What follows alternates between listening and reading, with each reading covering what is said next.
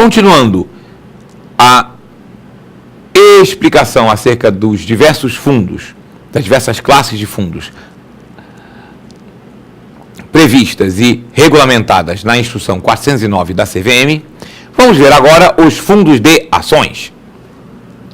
Fundo de ações, como o próprio nome diz, aplica em ações. Portanto, o seu fator de risco é a variação dos preços das ações.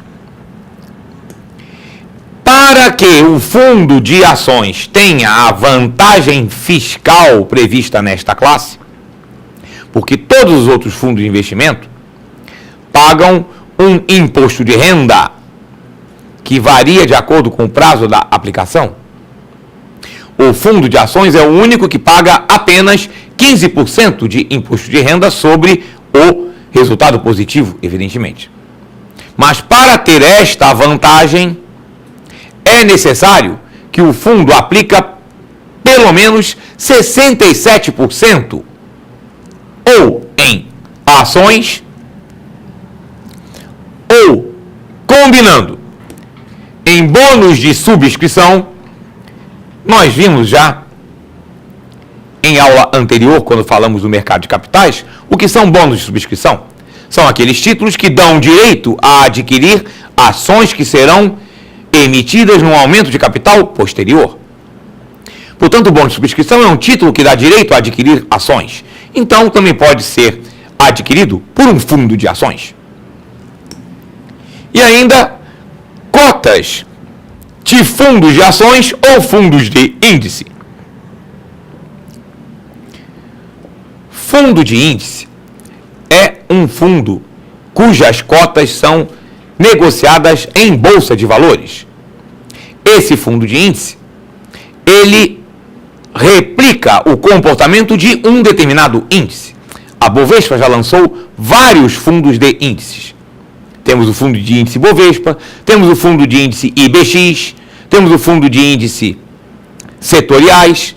Então, quando um fundo de investimento vai fazer a sua aplicação, pode adquirir também cotas desses fundos, que são fundos referenciados em cotações de ações, porque mantém o fator de risco, variação do preço das ações. E também em BDRs. BDR significa Brazilian Depositary Receipt, recibo de depósito brasileiro. É um valor mobiliário negociado na bolsa que representa ações de empresa estrangeira. A ação está depositada lá fora e o recibo representativo deste depósito é negociado na Bolsa de São Paulo, na Bovespa. Então, o fundo de ações também pode investir em BDRs.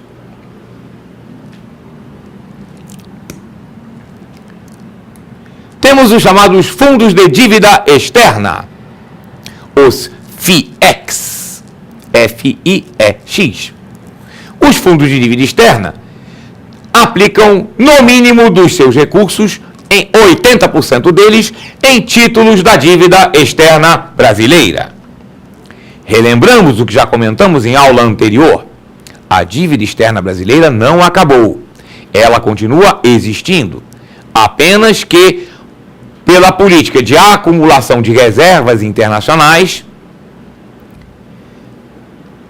ultimamente, o total das reservas internacionais ultrapassa o valor da dívida externa, mas ela ainda existe. E boa parte dessa dívida é representada em títulos de longo prazo. Esse fundo de investimento em dívida externa, no mínimo 80% dos seus recursos têm que estar aplicados em títulos da dívida externa brasileira. Os restantes 20% podem ser aplicados em outros títulos de crédito do mercado internacional. Então, o fundo da dívida externa, ele aplica basicamente no exterior. Os fundos multimercado, como nós já comentamos, são aqueles fundos que envolvem vários fatores de risco, sem o compromisso de concentração em nenhum fator em especial.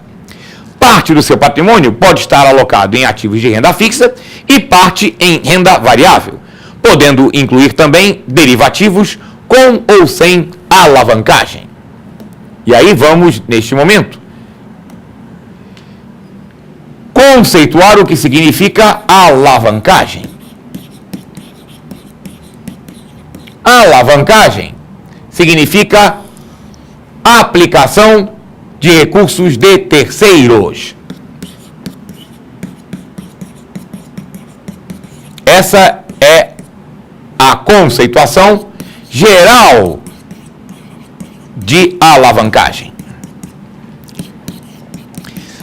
Especificamente, quando se trata de fundos de investimento, fundos de investimentos alavancados, aqueles que utilizam a alavancagem, significa que eles, além de aplicar os recursos do seu patrimônio, além de aplicar os recursos dos cotistas, eles pegam empréstimos. Eles aplicam recursos obtidos por meio de empréstimos.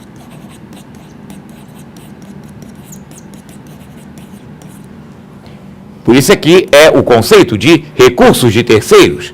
Eles pegaram empréstimo em uma instituição financeira, por exemplo, para aumentar o volume de recursos aplicados, buscando maior rentabilidade. Evidentemente, como nós já comentamos em aula anterior, quando falamos de aplicações financeiras, a busca de maior rentabilidade pressupõe assumir um maior grau de risco. Então, os fundos alavancados, eles assumem um maior grau de risco porque eles têm que pagar o empréstimo contraído, mesmo que a aplicação tenha perda. E aí, novamente, se o fundo de investimento tem na sua política de investimentos a possibilidade de utilização de alavancagem, isso tem que ser conhecido pelo investidor, pelo cotista, porque um fundo alavancado pode ter que suportar perdas maiores do que o seu patrimônio. Se ele pega dinheiro emprestado e faz uma aplicação que gera uma perda muito grande, ele terá que pagar o empréstimo. E se o patrimônio do fundo não for suficiente para cobrir o valor do empréstimo que foi obtido, os cotistas terão que aportar mais dinheiro. E aí não é obrigação da administradora. Desde que a aplicação do administrador e do gestor tenha sido de forma adequada dentro dos parâmetros do regulamento, se esta aplicação gerou um prejuízo que terá que ser bancado pelos cotistas, isso faz parte do jogo. Faz parte da questão, da condição de assumir um risco maior com um fundo que opere com alavancagem.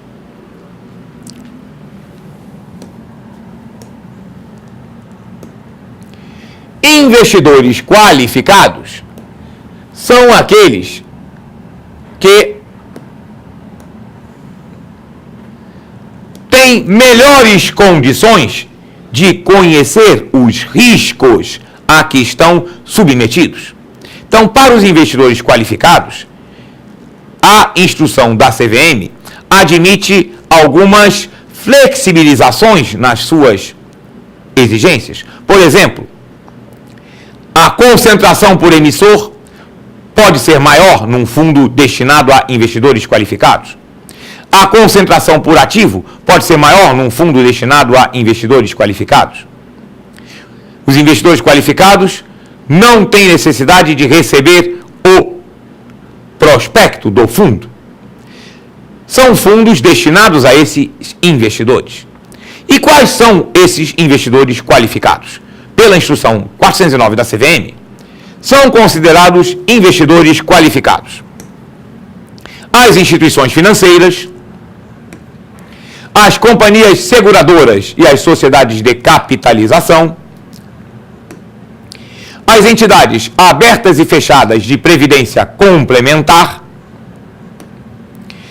e as pessoas físicas ou jurídicas que possuam investimentos financeiros em valor superior a R$300 mil e que, adicionalmente, atestem por escrito sua condição de investidor qualificado. No momento de assinar o termo de adesão ao fundo, eles vão assinar também uma declaração adicional atestando que ele é um investidor qualificado e que, portanto, assume as responsabilidades desta declaração, porque ele declara conhecer os riscos financeiros que fazem parte da aplicação em ativos e valores mobiliários, que são as aplicações feitas pelos fundos de investimento. Também são investidores qualificados os fundos de investimento destinados exclusivamente a investidores qualificados, porque esses fundos podem adquirir cotas de outros fundos ou cotas de fundo de investimento. São ainda investidores qualificados os administradores de carteira e consultores de valores mobiliários autorizados pela CVM, credenciados para estas atividades, mas isso em relação aos seus recursos próprios. O administrador de carteira, por exemplo, o gestor de um fundo de investimento, ele, em relação aos recursos dele, é um investidor qualificado, porque ele conhece a sistemática do mercado financeiro. Mas, se ele é gestor de um fundo de renda fixa de varejo, o fundo não é destinado a investidores qualificados, mas ele, como gestor, como administrador de recursos de terceiros, para os recursos dele, ele é um investidor qualificado. Assim é também os chamados consultores de valores imobiliários, aquelas pessoas que dão consultoria a outras acerca de investimentos financeiros. E são ainda considerados investidores qualificados os regimes próprios de previdência social instituídos pela União, Estados, Distrito Federal ou municípios. Esses chamados regimes próprios de previdência social são os regimes de previdência complementar destinados aos funcionários públicos da União, Distrito Federal, Estados ou municípios. Esses fundos de pensão públicos são também investidores qualificados. Eles são equiparados, embora na instrução estejam em separado, mas eles são conceitualmente equiparados a entidades fechadas de previdência complementar. Esses fundos para investidores qualificados, eles podem, por exemplo, utilizar títulos e valores mobiliários na integralização e no resgate das cotas. Isto quer dizer que um fundo para investidores qualificados pode aceitar investimento feito não em espécie, mas em títulos, valores mobiliários. Por outro lado, o regulamento pode também prever que no resgate, o investidor, ao invés de receber crédito em sua conta, receberá títulos ou valores mobiliários. Os fundos para investidores qualificados também podem dispensar o prospecto. Eles podem ter definições diferenciadas em relação a taxas de administração e de performance. Podem ter prazos diferenciados daquele previstos na Instrução 409, porque a Instrução 409 estabelece que, no pedido de resgate de um fundo aberto, o prazo máximo para o crédito ao cotista é de 5 dias. No caso do fundo para investidores qualificados, o regulamento pode prever prazos maiores que esse. E, no caso do limite por emissor, para os fundos de investimento qualificados, esse limite na regulamentação, na Instrução 409, é até o dobro do limite previsto para os fundos destinados ao público em geral. E se o investimento ultrapassa R$1 milhão, não há limites por emissor e não há limites para aplicação no exterior.